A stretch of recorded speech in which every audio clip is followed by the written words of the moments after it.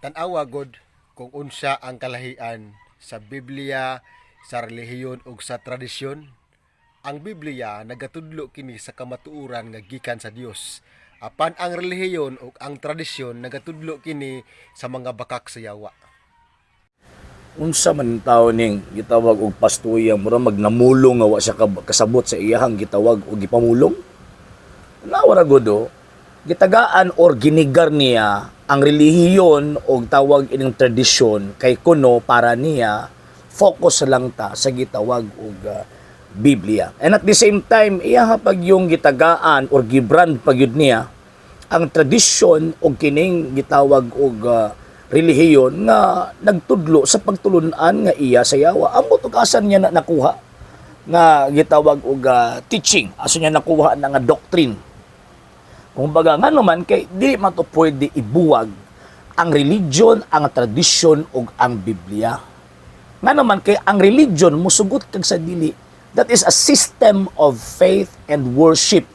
Unya kanang religion man god, general term na ginagamit sa tanan, di lang kay Christian religion, kung dili apil ang tawag ining matuod nga iglesyang gitukod sa ato ang Ginoong Jesucristo. Nga naman kay ang founder nga si Kristo nagtudlo pod sa iyang sistema sa pagtuog pagsimba kon gitawag og relihiyon. So ang simbahan og relihiyon ginagamit sa interchangeably. Bot pasabot pwede sa gamiton sa usa nga meaning simbahan, pwede pod gamiton ang word nga simbahan nga nagapunting sa gitawag og religion. Yan. So karon, ang religion o kung gitawag og simbahan, gitagaan og pahimugad sa tong Ginoong Jesucristo nga iya. Ingon pa niya, et forte inferi non prevalebant adversus iyang. Bisan ang nganghaan sa impyerno dili makabuntog ini. O niya iyang gisugo sa pagpanudlo. Diba? St. Matthew chapter 28 verse 19 to 20. So buti pasabot, ang pulong sa Dios na ay administrator, na ay mo administer o kanang mag-administer ni anang maong pulong sa Dios refer na sa katawhan nga iyang gitukod or sa institusyon nga iyang gitukod. Nga maoning gitawag og simbahan kon gitawag og relihiyon. Di ba?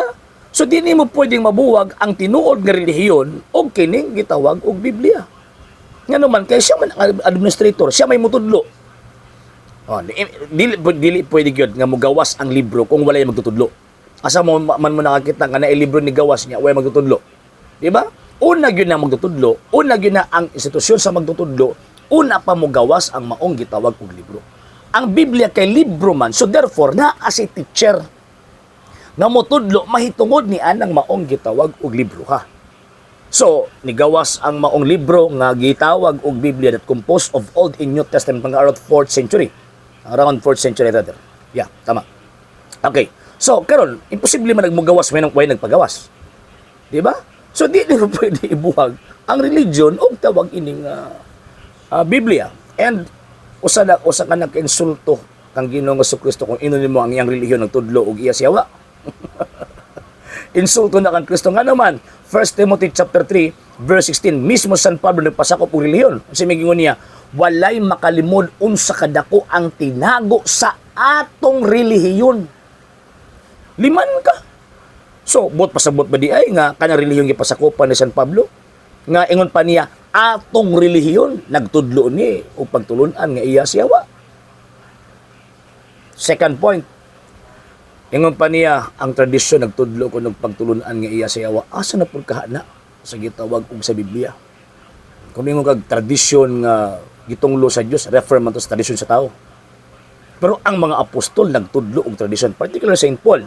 2 Thessalonians chapter 2 verse 15, ingon pang San Pablo, hopin ninyo ang mga tradisyon nga among gitudlo kaninyo pinaagi sa pulong o sa sulat. So buti pasabot, kung ingon ka nga nagtudlo og pagtulunan sa yawa ng tradisyon, ay una nagtudlo ang mga apostol. O ganong nagkutlo-kutlo ang mga libro sa mga apostol, libro sa gitawag og kini mga disipulo sa Ginoong Jesucristo, nga kanang maong libro ha, produkto man sab sa tradisyon. Unsa man yung tradisyon?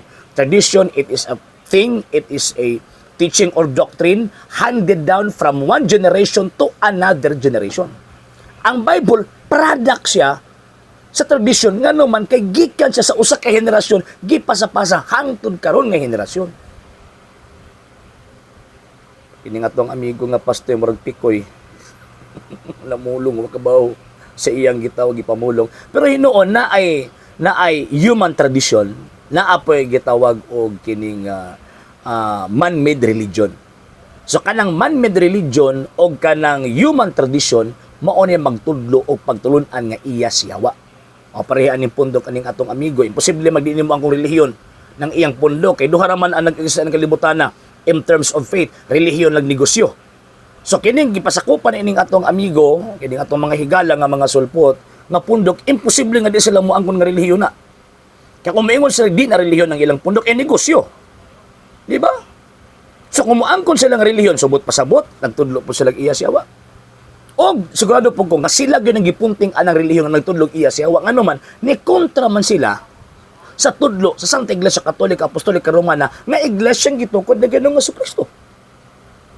And at the same time, naapod sa gitawag og human tradition or man-made tradition. Kung sa man ang ilang man-made tradition, nga sukuhay sa gitawag mga apostol, kanang ilang pag-ila-ila nila sa ilang pastoy nga sinugo sa Dios aron magtudlo may tungod sa pulong sa gaway koneksyon sa gitawag og mga apostol. Man-made tradition man na. Kanang gitawag og sola eskriptura, man-made tradition na. Ngano man, gikan man ng Luther. Dili man nagikan sa Ginoong Jesucristo sa mga apostol. Kadaghang mga butang nga man-made tradition ipangtudloan ni mga sulpot. Pero ngano di man nila itudlo, ngano di man nila isulti, ngano man kay mapangka ug mawad-an man sa 10%. Mawad-an man panginabuhian. Di ba? Nya nakabantay po ko ba sagad sa mga pastor no? Mga pastoy, rather ang sulti-sulti bitaw og kini bitaw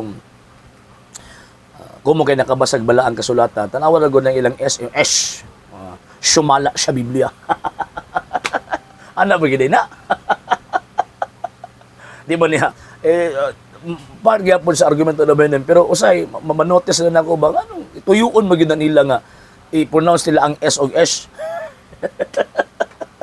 Nga naman kipra i-emphasize nga tawag ining haom ang ilang henerasyon sa gitawag og balaang kasulatan. No sir, no ma'am. Nga naman kay makita nato nga haom ang atong panahon karon sa balaang kasulatan ug sa mga apostol mismo pinaagi lamang sa iglesia gitukod ni Kristo. Walay lain. Kung naapay mo sobra ana mo nang gitawag og iya siyawa. Sumapa na San Pablo, Galacia kapitulo 1 bersikulo 8, bisan gani kami o sa kanghel magtulog ebanghelyo nga lahi sa amang giwali ipatunglo. Managingon ni San Pablo. San Pablo ug mga apostol nagtudlo nga naay relihiyon. Nagpasakop sila relihiyon. Si San Pablo ug mga apostol nagtudlo nga naay gitawag og tradisyon. Og ilahan nang gi-practice, ilahan nang gipasa-pasa kung imong basahon ang balaang kasulatan. Ini nga to ang amigo gikontra niya na. Di siya mo to og relihiyon, di pud siya mo to og gitawag og tradisyon. So therefore, mo ni mga tawhan lang yung San Pablo ipatunglo nga naman sa 1:8:44 mga anak ni Siyawa ni mga tawhan. Okay? Sa hindi pa po nakapag-follow sa mga pages po natin, i-follow niyo po yung mga pages po natin, RJ Horolanciano II.TV, Argumento page, Kuya Apologies TV page, and RJ's Vlog 2022. And pwede rin po kayo mag-send po dyan ng Facebook stars. And also, sa ating po mga channels, sa hindi po nakapag-subscribe, subscribe po ninyo yung mga channels natin, Dalay Catholic, Apologies International Official, RJ Sanado II.TV, Kuya Apologies TV, and Barrio Kawayan Religious Forum. And pwede rin po kayo mag-send po dyan ng super sticker, super chats, and super thanks. And maraming salamat po sa mga kapatid at mga Katoliko na ulis pong tumutulong sa programa po natin. Maraming salamat po. Nang dahil po sa tulong at suporta po ninyo, ang programa pong ito, until now, andito pa rin po sa social media.